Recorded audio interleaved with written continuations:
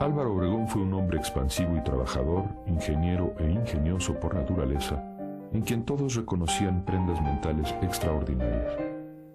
De carácter desenfadado y alegre, pudo superar problemas y obstáculos. Tal parece que nunca tuvo un plan premeditado, sino que su gran sentido de la oportunidad lo hizo alcanzar el poder. Pareció nunca tomarse en serio, pues para él la vida era solo la línea incierta entre la comedia y la tragedia.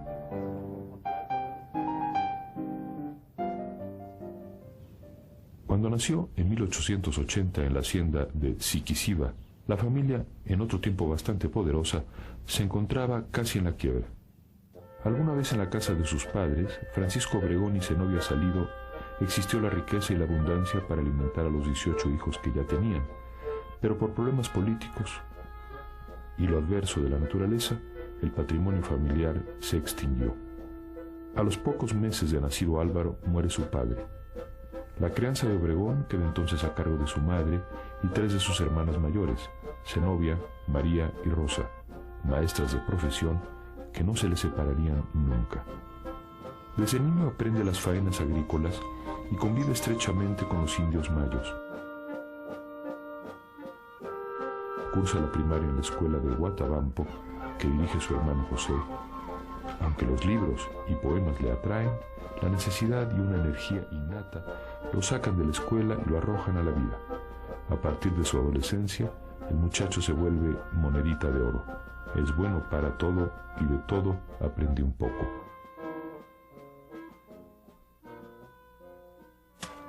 A los 13 años ya trabaja por su cuenta. Cultiva tabaco en pequeño, hace cigarrillos, forma una orquesta con miembros de su familia, de la que es maestro de ceremonias, aprende carpintería y fotografía. Tiempo después, trabajando en el ingenio de sus tíos, descubre su habilidad para la mecánica. En 1906, casado con Refugio Urrea, compra una pequeña finca a la que llama La Quinta Chilla.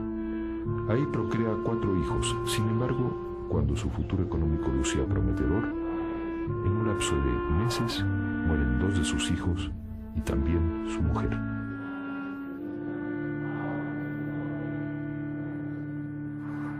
La pérdida de sus seres queridos no lo detiene. Como siempre, inquieto y creativo, en 1909 inventa una máquina cosechadora de garbanzo que le ayuda a incrementar su capital. Por esa época escribe un poema titulado Fuegos Fatuos, que revela un alma quebrada por la muerte y desdeñosa de la vida.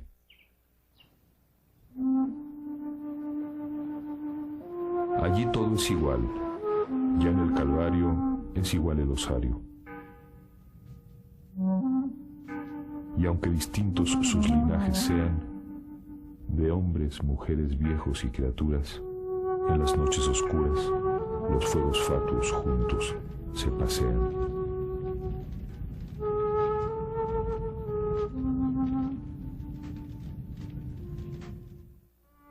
El afán por levantar la economía familiar no modifica su carácter alegre, campechano, romántico y sobre todo simpático. A la inteligencia creadora y a la gran habilidad mecánica de Obregón se sumaba su admirable memoria. Era capaz de recordar el orden completo de una baraja dispuesta al azar con ver las cartas una sola vez. Era un temible jugador de póker y en algunos lugares le tenían prohibido jugar. Además, era considerado un adivinador de las mentes ajenas. Para 1910, Obregón tiene apenas 30 años y disfruta de su ascendente economía. Tal vez por eso se muestra indiferente ante la revolución que vive el país para acabar con el régimen de Porfirio Díaz.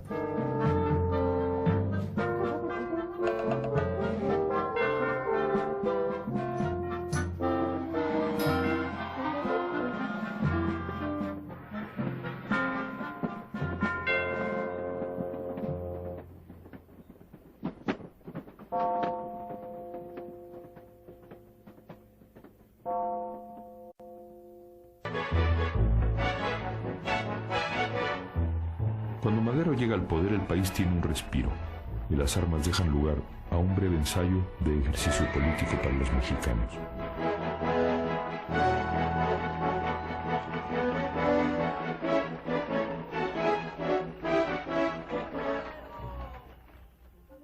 Obregón, por su parte, encamina ahora sus pasos hacia la política. Consigue siempre lo que quiere, pero no es por buena fortuna. Más bien, acostumbrado a la tragedia, ha templado su carácter para lograr lo que desea. Nada le parece difícil. Después de haber perdido las elecciones para una diputación suplente en el Congreso local, decide contender por la presidencia municipal de Huatabampo. Su oponente contaba con el apoyo de la población urbana. Obregón, por su parte, pacta con los indios mayos y con algunos hacendados. Con sus votos y con el apoyo de Adolfo de la Huerta, que para entonces era ya un prominente maderista, logra el triunfo. Comienza entonces la reorganización del municipio, inaugura pequeñas obras de riego, promueve la actividad educativa y fortalece la producción agrícola. Estas medidas son apenas un dibujo del ascenso vertiginoso que presagian todas sus decisiones y actos futuros. Aunque tiempo atrás había declarado que era sencillo transformarse de agricultor en soldado, la verdad es que no había sido tan fácil. Su prosperidad reciente, sus pequeños hijos y una no muy velada simpatía por Porfirio Díaz lo disuadieron de incorporarse a la lucha maderista inicial.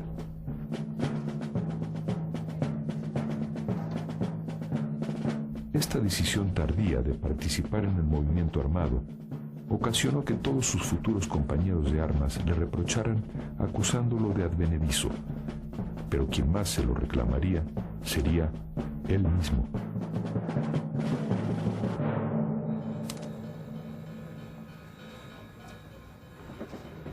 En abril de 1912, con la rebelión orosquista, llegó su oportunidad de ser más maderista que los maderistas y confiesa a su hijo su cobardía pasada.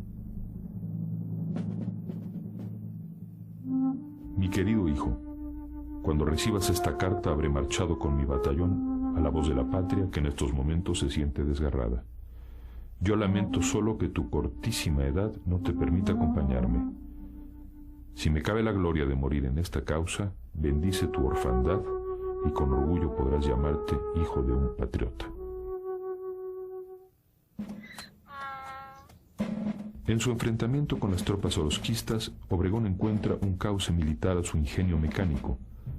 Desoyendo a sus superiores que preferían el uso de trincheras colectivas, Obregón idea las loberas individuales, con ventajas de tiempo, costo y seguridad. En la Segunda Guerra Mundial, los ejércitos emplearían ese mismo método.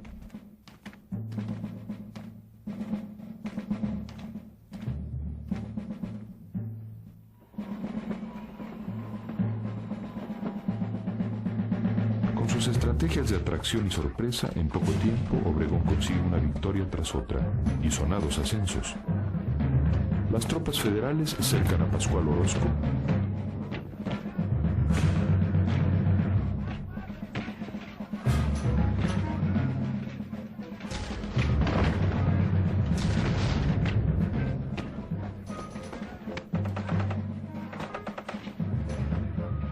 Villa lo combate en Parral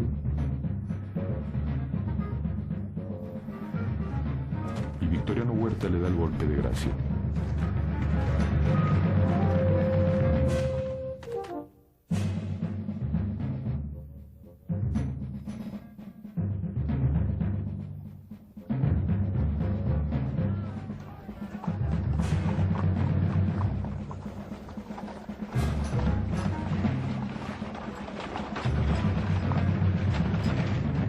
Al poco tiempo, Orozco es derrotado y huye a los Estados Unidos.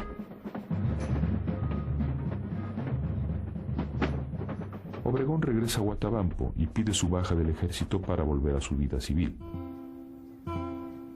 Otra vez, y como si no hubiera estado en el campo de batalla, las faenas agrícolas parecen absorberlo completamente. Sin embargo, Obregón, que ahora ya es coronel, había probado el fuego fatuo de la guerra, que, al fin de cuentas, a sus ojos, era similar al de la paz. Mientras tanto, la muerte se había convertido en una presencia cotidiana, casi una compañera a la que se enfrentaría muchas veces más.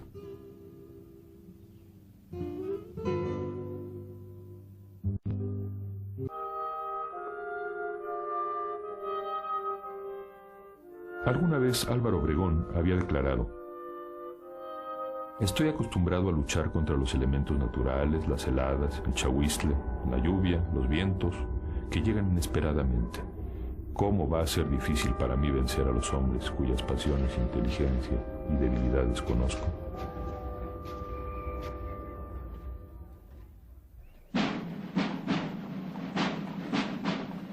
Después del cuartelazo que derriba a Madero, Obregón vuelve a las armas sin chistar. Al tomar la decisión de incorporarse a la lucha con plena conciencia, había dispuesto una suerte de cesión de su vida por adelantado. No jugaba con la muerte, pero la toreaba con indiferencia y con desdén.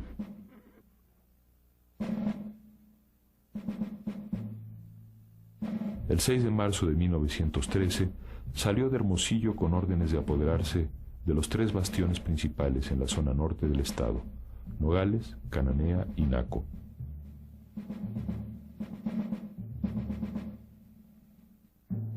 Obregón desplegó sus inmensas dotes naturales de estratega para lograr sus objetivos. A cada paso lo seguía la fortuna, pero una fortuna sustentada en la capacidad de cálculo y la agudeza de observación.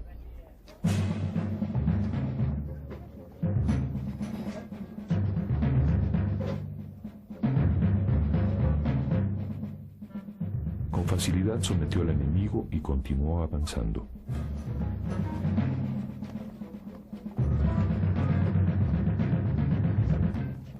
Una vez que logra el control de la frontera y ya nombrado comandante en jefe del cuerpo del ejército del noroeste por Carranza, su objetivo es seguir hacia el sur.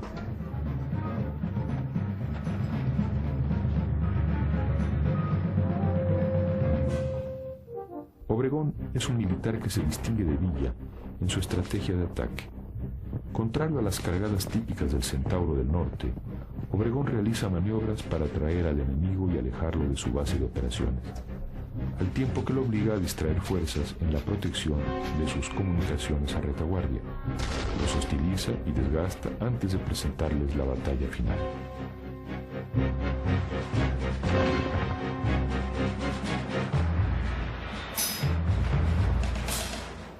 En su avance hacia Sinaloa y para defender la costa de Topolobampo, amenazada por el barco camionero de las tropas federales General Guerrero, el ejército obregonista utiliza por primera vez en la historia militar del mundo un avión biplano para bombardearlo a 900 metros de altura.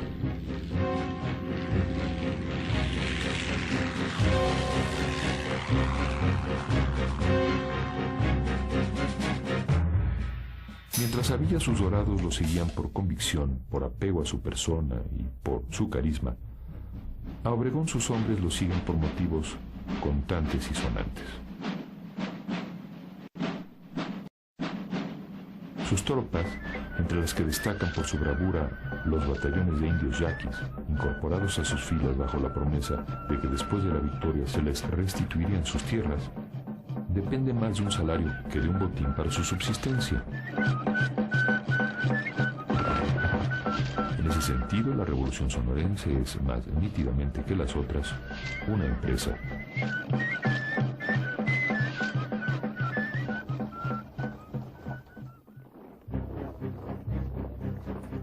En la toma de Culiacán, Obregón es herido en una pierna durante la refriega. A partir de entonces pasan casi 5 meses de inactividad bélica en su zona, tiempo que Carranza aprovecha para reorganizar política y militarmente la revolución.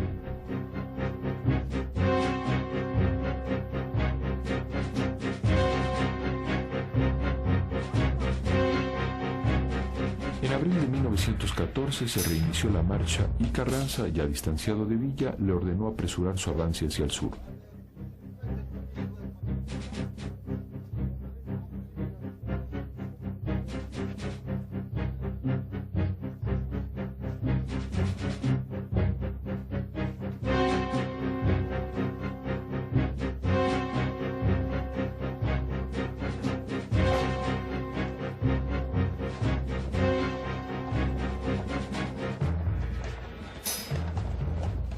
Después de someter Tepic y Guadalajara, Obregón venció finalmente a los federales en Orendain y ya con el águila de general de división concebida por Carranza, continuó rumbo a la capital.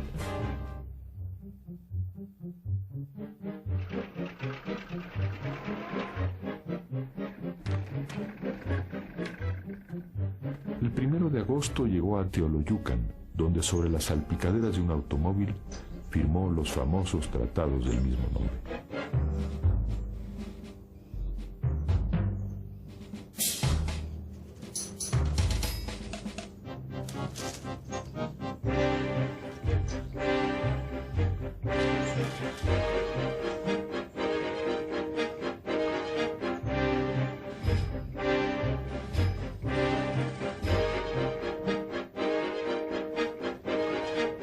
Cinco días más tarde, Obregón entró a la Ciudad de México al mando de 18,000 hombres.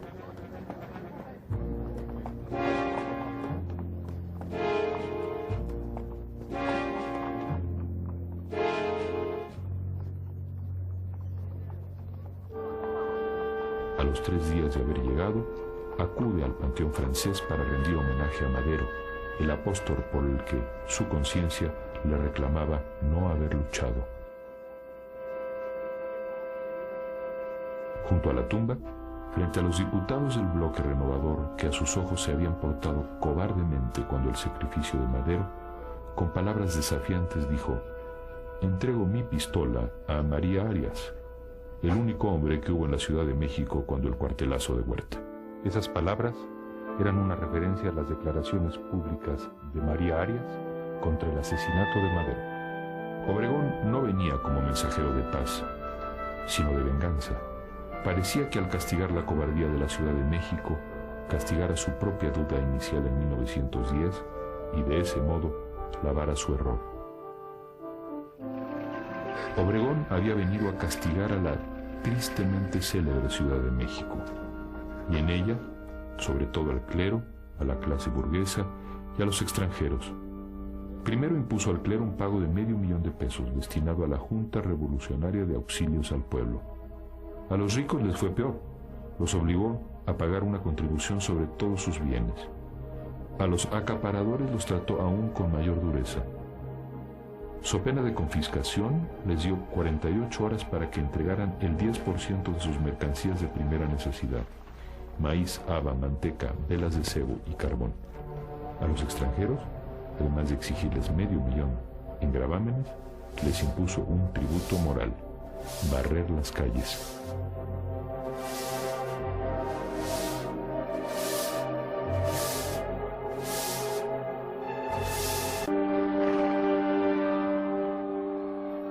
El triunfo de Carranza sobre Victoriano Huerta estaba muy lejos de lograr la pacificación del país.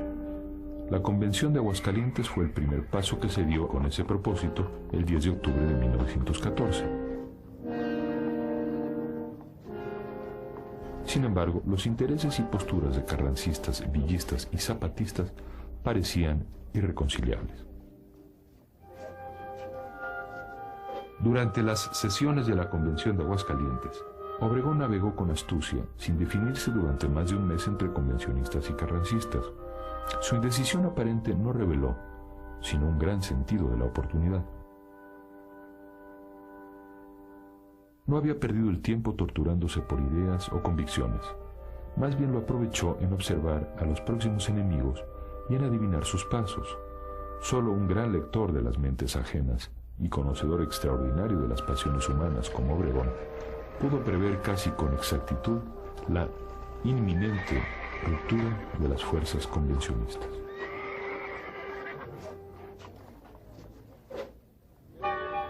Finalmente, decide apoyar a Carranza y pone en práctica su plan para protegerlo. Para ello debería vencer a Zapata y Villa junto con los convencionistas que lo seguían.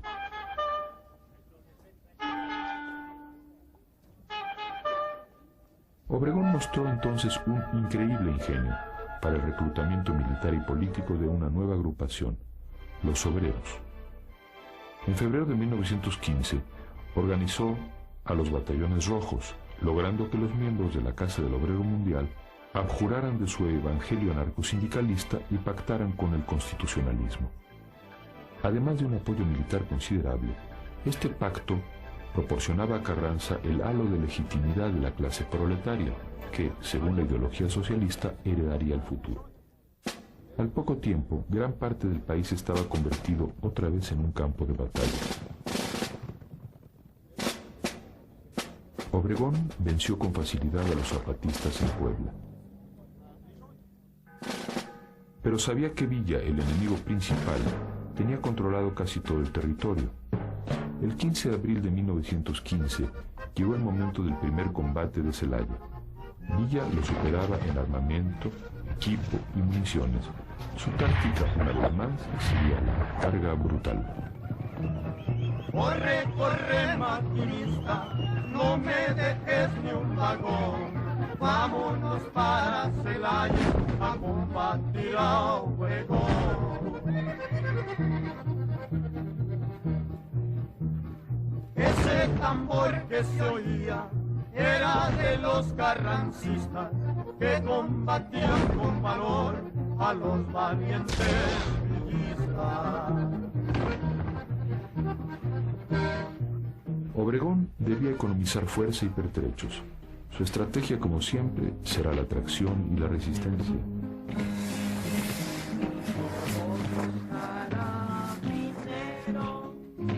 Y también la artillería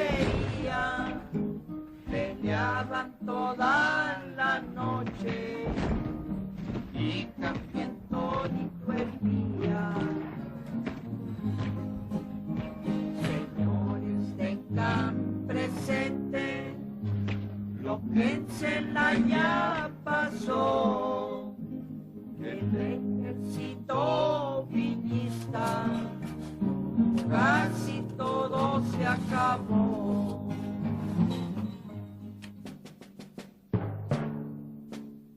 Nuevamente el general toreaba la muerte. El ejército villista estaba a punto de fallecer.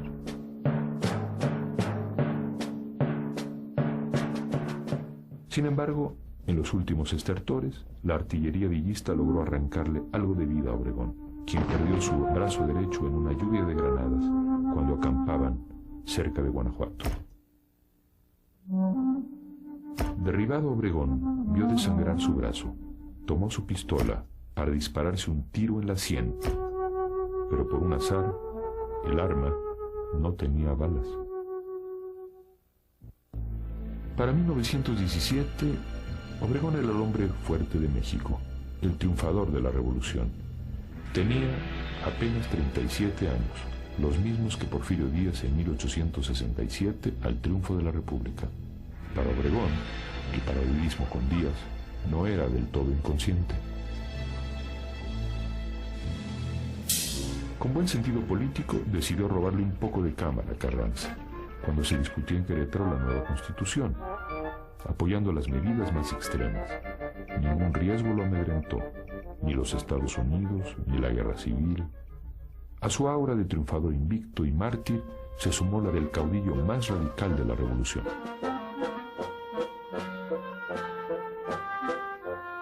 Poco después de la jura de la Constitución, Obregón dimitió de la cartera de guerra y se retiró a la Quinta Chilla, que, por supuesto, ya no lo era tanto. Casado en segundas nupcias con María Tapia, procreó ahí su nueva estirpe. Trabajó duramente y en 2 años construyó un pequeño emporio que dio trabajo a 1,500 personas.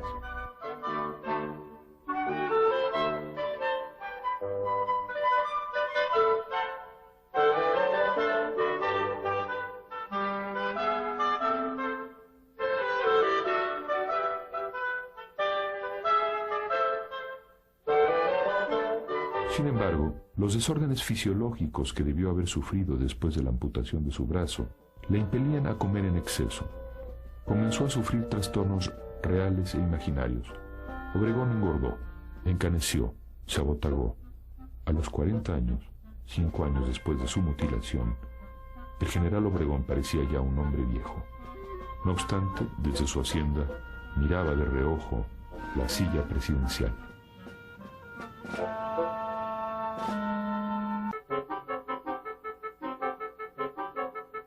Si en su momento Porfirio Díaz fingió disfrutar la vida del campo mientras se apoderaba de la silla presidencial, en Sonora Obregón realmente disfrutaba del retorno a las labores agrícolas. Fue seguramente su época más feliz. Todo el mundo quería estar con el triunfador valiente y atractivo, el conversador ameno, de clarísima inteligencia. Quizá por eso era natural que empezara a mostrar signos de egolatría, pero era, con todo, una egolatría sin patetismo, sin solemnidad. Era el hombre fuerte y estaba convencido de que el triunfo de la revolución era más suyo que de Carranza. Ya le había guardado lealtad, ahora Carranza debía corresponderle. Sin embargo, Carranza tenía como consigna acabar con el militarismo, y Obregón era militar. Por eso Carranza nombró como candidato oficial a Ignacio Bonillas, quien se desempeñaba como embajador de México en Washington.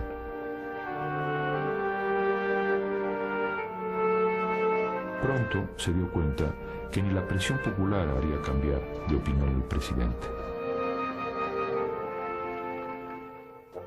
En junio de 1919, Obregón tomó la ofensiva y se autopostuló como candidato. Toda su inteligencia. En junio de 1919, Obregón tomó la ofensiva y se autopostuló como candidato. Toda su inteligencia y astucia estratégica estaban concentradas en la campaña. Pactó en secreto con la recién fundada CROM, atrajo diversos grupos y realizó una serie de compromisos y acuerdos para llegar al poder.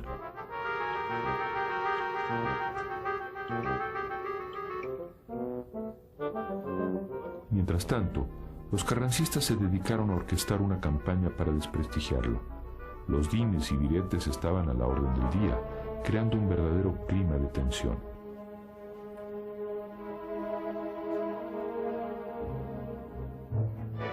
Por su parte, Obregón se había declarado enemigo abierto al régimen de Carranza.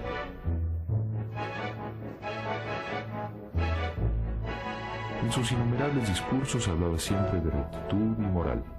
Recorrió la nación entera, convivió con las multitudes, con los pobres, creó partidos y clubes de apoyo que pusieron en evidencia su enorme popularidad. Todos lo consideraban el candidato más viable, incluso algunos de sus enemigos. Al poco tiempo, la tensión se convirtió en represión. El gobierno trató de detener a Obregón a toda costa, tendiéndole una trampa de la que logró escapar. Disfrazado de ferrocarrilero, huyó al estado de Guerrero, gobernado por obregonistas que se declaraban dispuestos a romper el pacto federal con Carranza.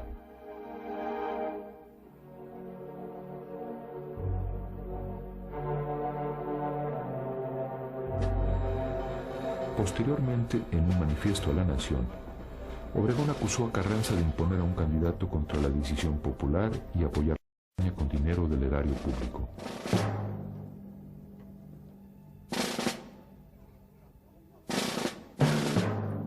Los ingredientes para que se iniciara nuevamente la rebelión estaban listos, y fueron los sonorenses quienes prendieron la mecha el 23 de abril de 1920 con el Plan de Agua Prieta.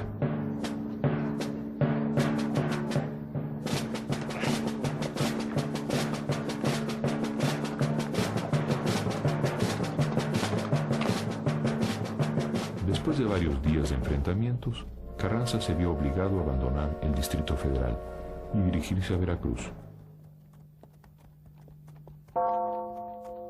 En el camino, traicionado por su propia gente, Carranza murió en condiciones inciertas el 20 de mayo de 1920.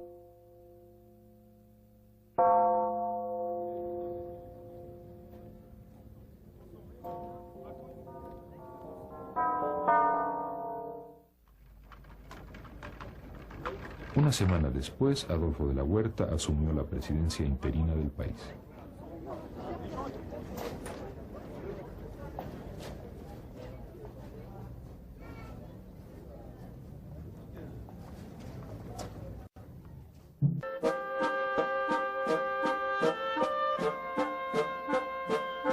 Cuando Álvaro Obregón llegó a la presidencia, ya se podía respirar un ambiente de relativa paz y tranquilidad, logrado por Adolfo de la Huerta durante su interinato.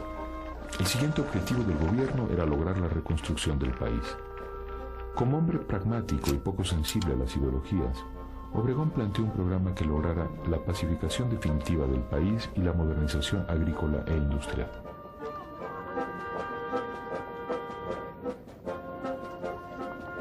Para la recuperación económica otorgó garantías y confianza a los inversionistas, pero también protegió los derechos de los trabajadores. Se redujo la jornada laboral, se concedió el descanso dominical con goce de sueldo y se respetó el derecho de huelga. El reparto de tierras que realizó fue 5 veces superior al que se hizo durante los regímenes de Carranza y de la Huerta juntos. Obregón impulsó y apoyó la llamada evangelización educativa que realizó José Vasconcelos. Gracias a él, México vivió un renacimiento extraordinario de los valores nacionales y una recuperación del pasado indígena y colonial.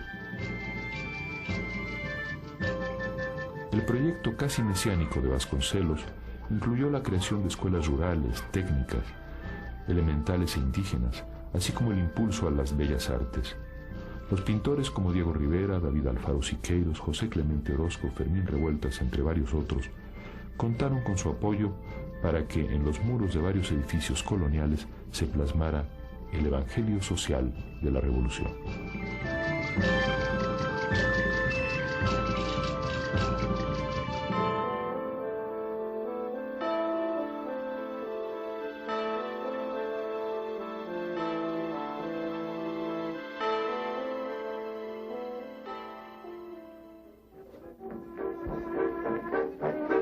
Obregón sabía que la pacificación del país estaba todavía lejos.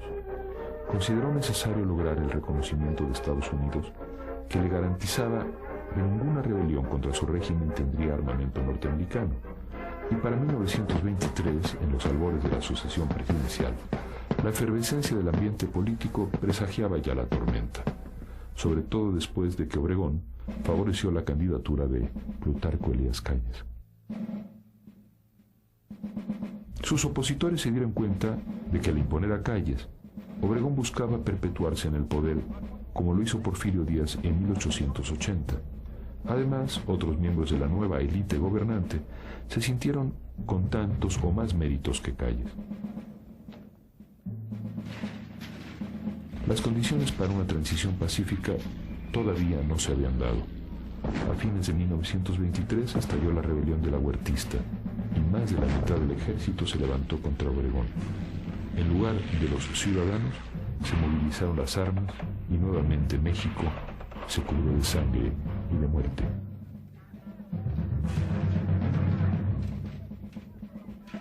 Muchos de los que fueron sus compañeros de armas ahora pelean en su contra. Para Obregón la guerra parecía su oficio y volvió a arriesgar la vida propia y a disponer de la ajena.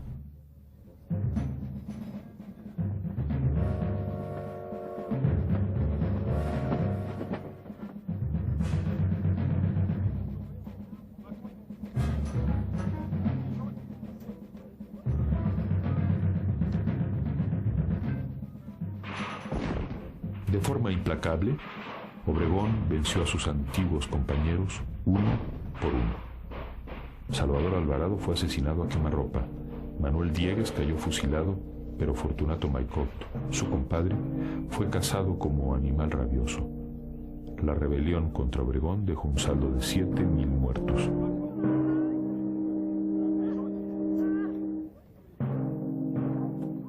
Con este triunfo militar, que bien puede considerarse un fracaso político, Obregón terminó su agitado periodo presidencial.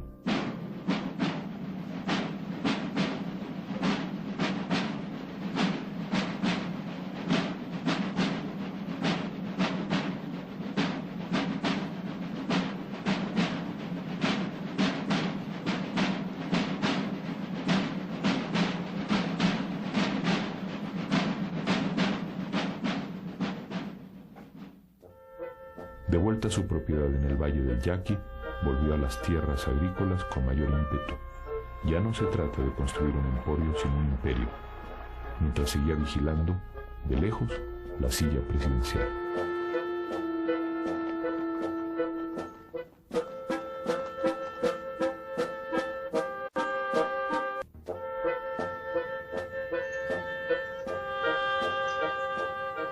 Retirado de la vida política, Álvaro Obregón concentró toda su capacidad en incrementar su capital y diversificar sus negocios en Sonora. Sin embargo, siempre se mantuvo atento a lo que ocurría en la capital de la República. Para nadie era un secreto que tenía la intención de ocupar nuevamente la presidencia. Con astucia, movió todas las piezas del tablero político hasta que a finales de 1926 consiguió que el Congreso aprobara su reelección. El ímpetu y energía interna que lo empujaron contrastaban con un rostro avejentado prematuramente. Ya no era el hombre de carácter alegre, campechano y simpático. Solo tenía como meta regresar al poder, pero esta vez su oportunidad para triunfar era más reducida, pues ya no contaba con la aceptación y popularidad del pasado. Además, tuvo que enfrentar a dos candidatos fuertes, Arnulfo R. Gómez, aparentemente impulsado por Calles, y Francisco Serrano. En mayo de 1927, Obregón dio inicio a su campaña, respaldado por una parte del ejército y por el Partido Nacional Agrarista. Para ese momento creyó que no necesitaba la aprobación de la CROM ni de la opinión pública. Lo que debía hacer era quitar esas piedritas del camino conocidas como Gómez y Serrano. Para muchos, Obregón era ya un hombre ambicioso y enfermo de poder, que estaba dispuesto a todo.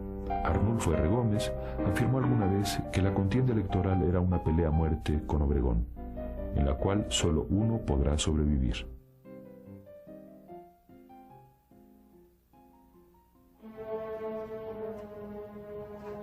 Pero el primero en morir no fue Gómez ni Obregón, sino Francisco Serrano, cuando en Huitzilac, camino a Cuernavaca, fue acribillado a mansalva junto con sus acompañantes.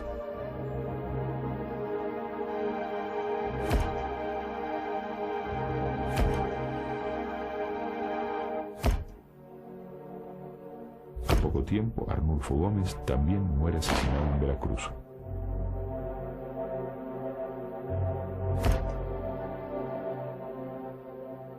La violencia política de esos años fue, en cierta forma, más cruel que la violencia social de 1910.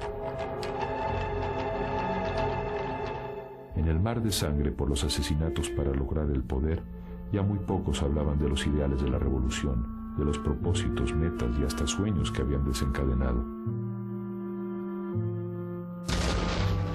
La guerra civil que la dinastía sonorense desató parecía no tener fin.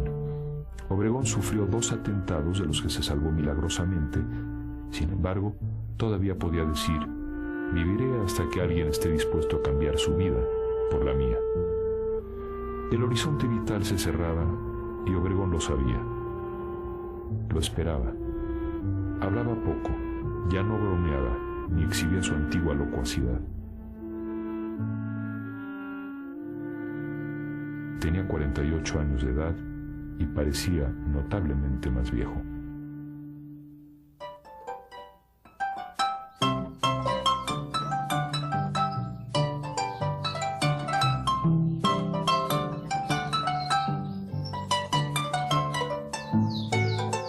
El 17 de julio de 1928, el general Álvaro Obregón, ya reelecto presidente, acudió al restaurante La Bombilla, en el sur de la ciudad, donde un grupo de simpatizantes le había organizado un banquete.